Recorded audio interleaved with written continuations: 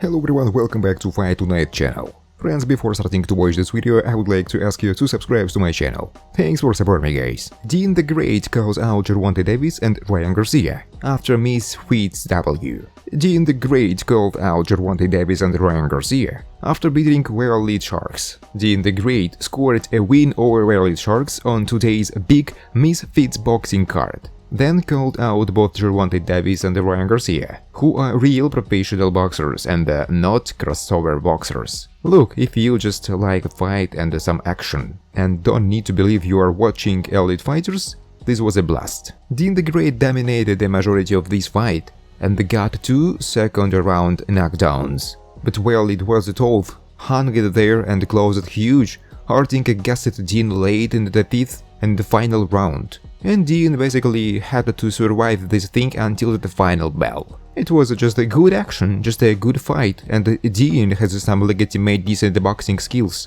too, at least offensively. He and Walid both were in shape, took this seriously and deserve respect for the best effort they could give, and a lot of grit and heart on display. Deen's left hand wasn't a big factor here, and for much of the fight, he was fighting one-handed. It appeared to possibly be a hand or a wrist issue, but he said after the fight it was an old shoulder dislocation that pooped out again. Gervonta Davis, if you want to scrap, you want to run it. Let's run it, let's make this great, he said. Because nobody else in the influencer scene can fuck with me. Or if Ryan wants to run it, Ryan Garcia, anybody can get it. The call out of Davis or Garcia is obviously going to get headlines. It got one here, look. But what a hider's idea that would be for him, even if it were actually. To say that guys would demolish him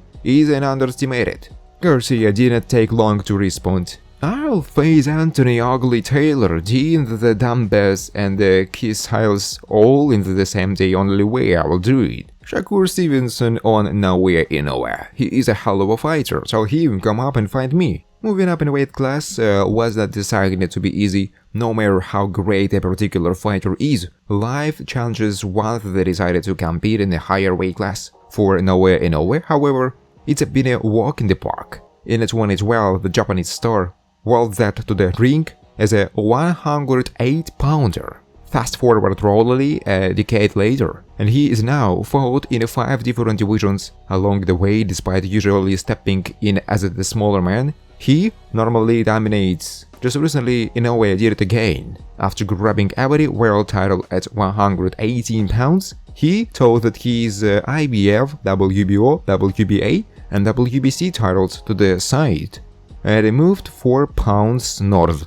In his first fight in the super bantamweight division, he made it look incredibly easy against Stephen Fulton, taking him out in 8 rounds and lifting his WBO and WBC titles off his lifeless body. From a distance, Shakur Stevenson has noticed that Inoue is getting closer and closer to his division.